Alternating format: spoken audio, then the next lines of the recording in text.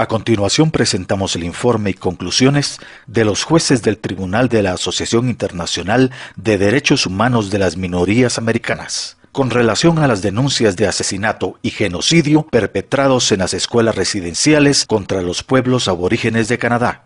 Estas conclusiones se basan en los testimonios y las pruebas documentales presentadas ante el tribunal en las vistas celebradas en Vancouver del 12 al 14 de junio de 1998, en las que se concluye que el gobierno de Canadá, la Iglesia Católica, la Iglesia Unida, la Iglesia Anglicana, la Real Policía Montada de Canadá y las empresas locales son corresponsables del cruel y execrable genocidio de las primeras naciones de Canadá, con especial énfasis en el sistema de escuelas residenciales fundadas a lo largo del siglo XIX y que se mantuvieron hasta finales del siglo XX. Los testimonios prestados llevan a la clara conclusión de que la red de escuelas fue una útil fachada, tanto para la práctica como para el perfeccionamiento de técnicas de exterminio contra criaturas indefensas. Se considera que la relación del Vaticano con el gobierno canadiense, tras la fachada de la moralidad religiosa, es de una naturaleza extremadamente perversa. Las escuelas residenciales fueron poco más que campos de concentración y exterminio institucionalizado y sistemático de la descendencia de los indígenas canadienses, donde aquellos que no fueron literalmente asesinados quedaron permanentemente lisiados en su funcionamiento como ciudadanos, así como en la estructura social de sus conquistadores.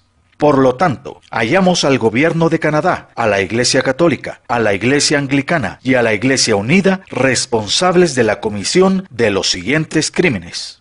1. El asesinato de forma cruel y despiadada de al menos 50,000 criaturas indefensas descendientes de las primeras naciones indígenas. 2. La práctica sistemática de un régimen de brutalidad e intimidación en el que imperaba el abuso físico, emocional, psicológico, sexual y espiritual.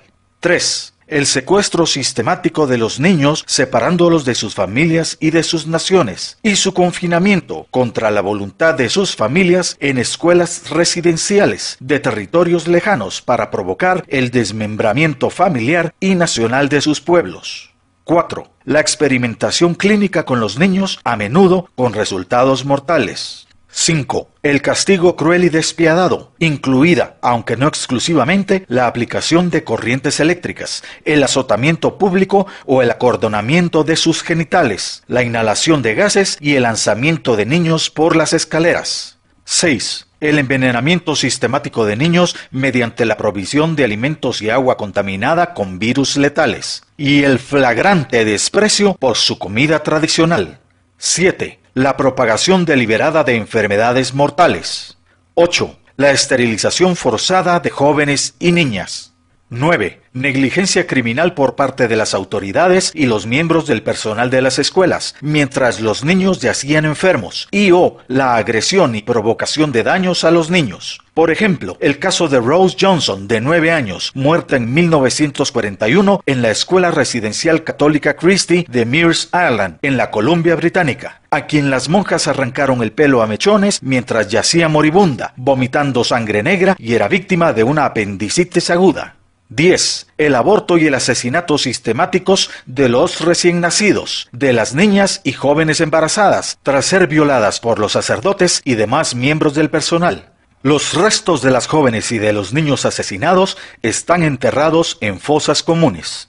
11. La institucionalización de un sistema para deshacerse de los cadáveres a través de los hospitales locales sin notificación alguna a las familias y a las naciones, y sin celebrar funerales ni entierros de los fallecidos, enterrándolos en fosas comunes que, según un buen número de testimonios, existen en todas y cada una de las escuelas residenciales.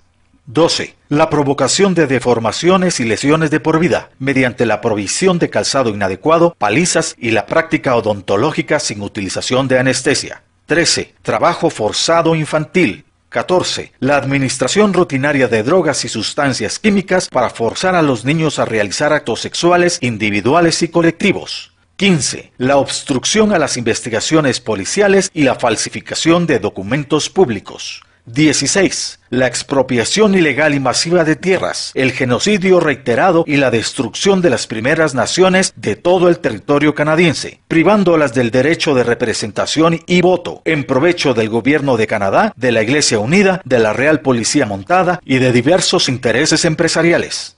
Estos crímenes se cometieron en flagrante violación tanto del derecho internacional, de la Convención del Genocidio de las Naciones Unidas de 1948, como de la ancestral legislación tribal y humana, en base a la cual jamás se hubiera podido dar a la institucionalización de semejante perversión.